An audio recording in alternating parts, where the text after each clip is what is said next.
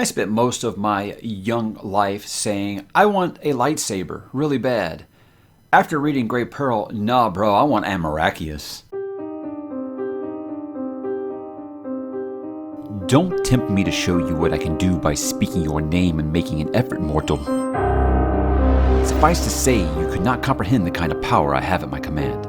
That my true form here would shatter this pathetic gathering of monkey houses and crack the earth upon which I stand. If you gazed upon me with your wizard sight, you would probably see something that would awe you, humble you, and quite possibly destroy your reason. I am the eldest of my kind, and the strongest. Your life is but a flickering candle to me, and your civilizations rise and fall like grass in the summer. Well, I said, I don't know your true form, but the weight of your ego sure is pushing the crust of the earth toward the breaking point. Listen, I don't like bullies. You think I'm going to stand here and offer you my firstborn and sacrifice virgins to you or something? I'm not that impressed. Well, let's see if we can't make an impression.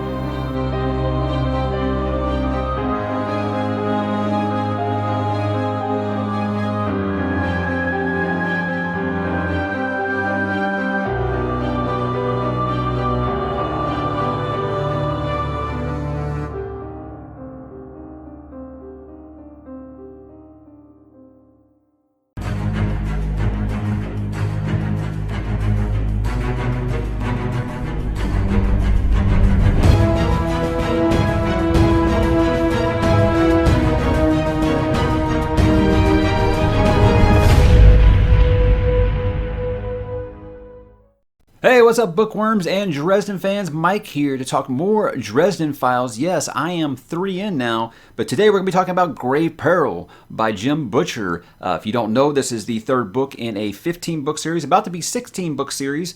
New one coming out in July, but I don't know if I'm going to be able to catch up by then, but if they stay this good, I probably will, because early spoiler warning here, I like the book quite a bit.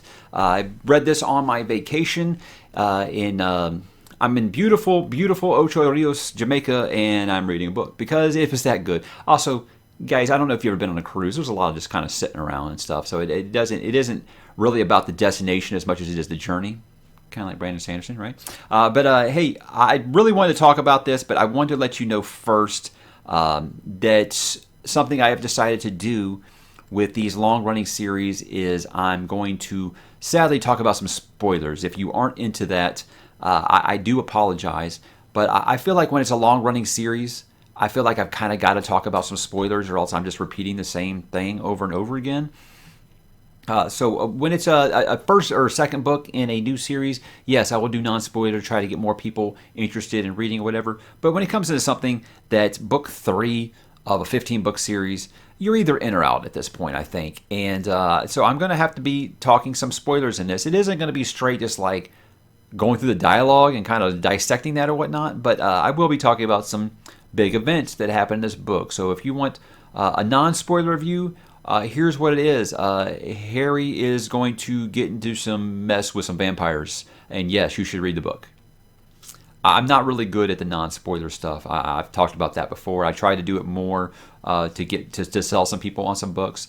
But if you want sold on the books, check out my first review. That was just for the first 2 books. Those are non-spoiler, and it kind of gives you an idea what you're looking for. Like I said, it's Buffy and Angel meets Harry Potter. That's kind of what I said, and that's in a very, very good way. It's very, very good stuff, but I'm going to talk particularly now about Grave Peril, and I just want to let you guys know that up front, that is the change in this format. Is much like my Wheel of Time, much like my Witcher, and much like my First Law videos, when I get into these later books in the series, I'm going to be talking full spoilers. So you have been warned. This book takes place about a year after the last one.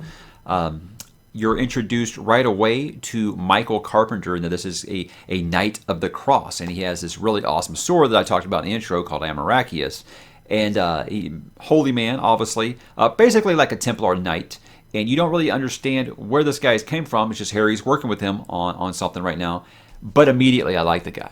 I felt like he was a really good foil for Harry. There's lots of good banter between them. In fact, my favorite quote from this whole book actually is one where they say, and language warning here, Let me read the passage. It says, "Holy shit," I breathed. "Hellhounds." "Harry," Michael said sternly, "you know I hate it when you swear." "You're right. I'm sorry." "Holy shit," I breathed. "Heckhounds." That's the kind of material I'm here for. And I think that's kind of what makes Jim Butcher so popular among people. But again, right away, I feel like the banter between these two is really, really good. And they work really well as a team. And they seem to genuinely carry by each other. So right away, you've introduced a new character to me, and I like them without any questions asked. And I feel like that's a strength that he has in these books, is introducing new characters. And you're like, I don't know if I want to get into this character because they might just be a one-off. Doesn't matter. You like him quite a bit, and I don't know if Michael's a mainstay in this series or not, but I like him right away. So there it is. And also, there's another character I'll talk about in a little bit. But we take our first real trip to the Nevernever in this book, and after 2 books of hearing about it, that's really cool to finally get. It's pretty much what you'd imagine if you're into the multiverse of Stephen King, like I am. You deal with alternate realities, parallel timelines, things like that in the Dark Tower. And it's kind of, like I said, pretty much how I imagine. Time moves differently there. That makes a lot of sense. And but it basically, you can use it as like a shortcut to get to somewhere in the real world. And I think that's a really neat little twist there. But we meet Leah, and I'm not going to try to say her full name. I don't even try. I think they're pronounced she. Is that how you say it? But basically, that's a fairy. And I understand if you want to say his fairy godmother, sounds a little hokey to some people. So I understand that Leanne and she, I believe. I'm not sure. I'm just going to stick with Leah. But turns out she has some kind of rights to Harry for something that his mom did. It hasn't really gotten deep into that yet. And that's what I kind of like about this series, is you have your singular case file. This is your monster of the week kind of thing. But it's planting little seeds that are going to kind of grow as the series goes along. Like, we've been teased about Justin and Elaine, and we've been teased about stuff with his mom now. And so this is a nice added new wrinkle. So really cool. She's very, very... I don't know the word I'm using. It sounds like the way Harry describes her, much like he does a lot of women. Very beautiful. Me personally, I'm married to a redhead, so I have a thing for redheads. So I kind of understand the weakness where he's like attracted to her, but he knows that she's very evil. And but I'm interested to see where that goes forward, and he kind of does a little more in this book. But what I want to add before that is that Harry and Susan are now an item. They are actually dating. They are actually together. And they seem like they have a really good relationship, and it kind of makes a lot of sense, She investigates the paranormal. He investigates the paranormal. She reports about the paranormal. It seems like a match made in heaven, right? So that something that Joss Whedon once said about Buffy the Vampire Slayer is he said, I think when writing Buffy is, when Buffy's happy, show's good. When Buffy is miserable, show is awesome. And I kind of feel like Jim Butcher has the same formula here, where Harry happy, cool. When Harry's just going through some tough times, awesome stuff. And, this book is primarily about the growing conflict between the Red Court of Vampires and the White Council of Wizards, and more particularly between Dresden and Bianca. Now, Bianca was in the first book, and so there's a little bit, again, of characters you think, oh, these are a one-off, and then they show up again. But Harry gets an invite to go to their masquerade ball, and he kind of shrugs it off. But, in the meantime, there's this whole... the case, I guess, this go-around is about a demon called the Nightmare. And I know that's not incredibly original, but basically it makes sense because it's kind of like your Freddy Krueger thing that can get you in your dreams, so to speak. And, this demon is allied with this dark sorcerer called Kravos. And he's a sorcerer that Dresden and Murphy and crew kind of put down in between these 2 books, Michael included. So, this thing is kind of trying to knock off all the people that took down Kravos. And it was a demon that they actually took out quite easily with Amaracus, just sliced it in half, right? Which is just so awesome. Like I said, it's like a lightsaber sword. It's awesome. The way he describes this sword, just sounds like, well, this is like Excalibur meets a lightsaber, and it's just really cool. And I just can't say Amaracus enough because it's fun. I hope I'm saying it right, by the way. Like I said, I read these guys. I don't listen to audiobooks. Yes, I know they're awesome. I just ADD thing. I can't really do audiobooks, which is sad because I am such a Buffy honk. And when you got Spike reading them, it almost makes me want to try to fight through the ADD. But I have so much fun reading these guys. It doesn't bother me. But where am I at? Dresden kind of gets depowered in this one. So all of your Mary Sue or Gary Stu arguments with this one, I don't think so. I mean, I feel like I heard someone say that this was like the ultimate Gary Stu, Mary Sue series. I don't get that because, I mean, Harry gets beat like in every book so far. He gets beaten at least once. I mean, he's getting beaten down by Leah. He's getting beaten down by this nightmare creature here. The dude gets beat up all the time. I don't think that a Gary Stu or a Mary Stu is someone who gets beaten down but finds a way to win in the end. To me, Gary Stu, Mary Stu is someone who never makes a mistake and is just overpowered and perfect at everything. I don't get that out of Dresden, at least not yet. So I don't really understand that criticism. So him getting depowered in this one, that kind of, he tries to take on the nightmare in his dream, and he notices that this is when he notices that everyone that was involved in the bust is the ones that are being methodically attacked. But Dresden and Michael go to this vampire ball, and they meet Thomas. Now, Thomas is a member of the White Court of Vampires. Now, I'm still learning this caste system.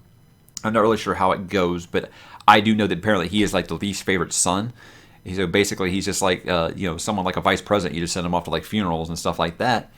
But he and his human date, Justine, they seem to befriend Dresden and Michael really quickly. And it's more because Thomas is not particularly popular among the crowd there, and he's pretty sure they're going to try to kill him. So again, introducing a new character, this one a vampire, so at first you're like, oh, I can't trust it. But then, being a Buffy fan, I'm like, well, there's certain vampires you can trust, right? So immediately, again, right away, I kind of like these characters. I'm enjoying them. I feel like it's a good one. I love that Harry goes to this masquerade dressed as a vampire. So just so on the nose. It just so seems like him. But we found out that Susan forged the invitation that Harry got to get into this ball. But since she is not there with anyone, she's not under the protection from the vampires, and that way they are free to munch on her if they like. And so Harry's got to try to protect her, but on the same time, it gets more complicated because Dresden makes 2 or 3 bargains in this book with Leah, and I'm sure they'll all be important later. But it just seems like kicking the can down the road this go around. But Susan actually makes a deal with Leah also, and basically for her to leave Harry alone, and it strips her of all of her memory of Harry. So she doesn't even know who he is, but she remembers everything else. And he's like, hey, how did you get in here with my invitation then? So she gets enough through to her for her to trust him, enough to get her out of this situation. But in the end, Thomas, he betrays Dresden because what Bianca takes Justine, and she says basically, I'll make you a deal. I'll give you back Justine if you give me Susan, or he get me Dresden. And so he kicks Susan into like this pit of vampires, and she's taken. And I'm like, wow, killing off characters already, right? Kind of back here, I kind of felt like I knew what was going to happen. But so Thomas betrays him, but then she goes ahead and she fucks over Thomas too. So he's just like an outcast and all right. He actually comes back to them after this scenario and actually kind of works out a deal with them, brings Amarachius back to Michael, which Harry actually lost for him, and that's a little side plot that I forgot to talk about. But where am I at? And this whole thing, so after Susan gets kicked into this pit, Harry just loses it. He loses it. He just like nukes the whole place, just incineration, and just like burns everyone down. Michael gets him out, and they have where he's basically at the lowest point. If you're doing your Joseph Campbell story, this is his lowest point in this book, and it makes a lot of sense. And there's a character, Lydia, that is actually like the client in this book that I'm not talking about that much because, as you can see, she's just kind of a plot point, to get the story along. At least I hope, and I'm saying that now, and I hope she doesn't show up like 3 books from now and she's like super important. But they decide to have one more showdown with Bianca, and they cut through the Nevernever, and again they encounter Leah. He makes another deal with her to basically, look, give me 1 year and a day, and then I'm yours. No questions asked. So she goes ahead and lets him, but she doesn't give the same protection to Thomas and Michael. So they have to fight through the Nevernever, and Harry goes on ahead to Bianca's, and they have their big showdown, and Harry gets captured. He finds Susan then, and Susan, well, she is not the same as before. She's not quite a vampire, I believe. I don't know if this is how the lore in his world works, or if it's just this is a special case, but she has basically gotten to the point where all she's got to do is feed one time on a human, and she's a full-blown vampire. But as of right now, she's still human. She just has the vampiric urges. I don't know if she has sensitivity to sunlight or anything like that. Again, I don't know a ton about any differences in standard vampire lore in Butcher's World. So I feel like I'm still learning a little bit more each book. Obviously, sunlight still very much burns them. Fire still burns them. Staking, beheading, your usual tropes. I want to say they did something with garlic, and I don't even remember. Anyway, so he talks her through it, gets through to her. He admits that he loves her, and that kind of gets through to her. Might seem kind of hokey to some people in a Harry Potter in the Sorcerer's Stone kind of way. You know, love is the true power and all that kind of stuff. It didn't bother me that much. I thought it was earned. It was set up properly in the beginning where Mike was like, look, if you love her, just tell her. You know, and again, more of the conversation between Harry and Michael, which I think is probably the strongest parts of this book. But they get out of there basically, and they team up to kill the Nightmare. There's a whole thing with Harry like dying and helping his ghost and whatnot. I felt like it was very convoluted, but it still worked. You can't just have the same way every single time in these books. So I felt like it worked okay. But I guess that's pretty much it. He basically at the end, Bianca makes a deal with Harry. I'll let you walk out this door as long as you give me Susan.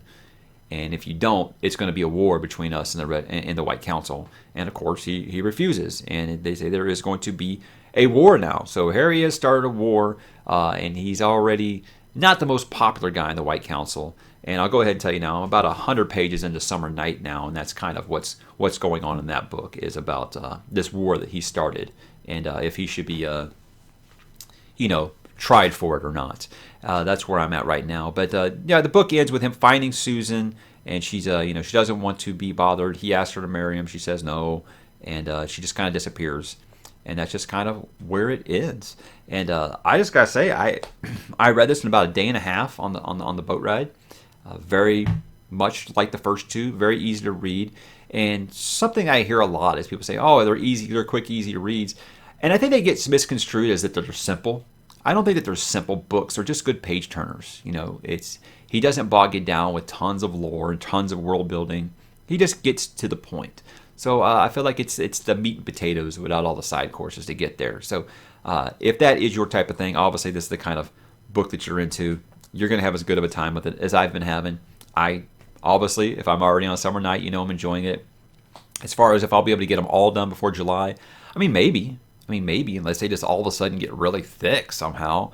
And I don't mean thick in size, because I do see that some of them are bigger over there, but I don't mean like that. I just mean like really bogged down on the world building or something. Everybody tells me that these get better as they go along, and I gotta agree so far. I feel like they just keep getting better. And I hope that's a trend that continues, because I'm having a great time with it. I know I'm late to this party, but I feel like I'm having just as much fun as everyone there, and I can't wait to keep going. So guys, did you read Grave Peril? I hope you have, if you've watched this video, because I just kind of told you everything that happened in it. But I hope that you guys want to stick along with me and talk some spoilers about Dresden Files. But please, if you're going to drop in the comments, please don't talk about anything past Grave Peril. That would like to be where I kind of draw the line. Obviously, I haven't read past it, so I'd like to not be spoiled going forward. But if anybody's like reading along with me at the same pace as I kind of am, I'd like them not to be spoiled about what's going to happen going forward. So I appreciate all the discussion, and I hope you guys enjoyed this video, and I'll talk to you in the comments.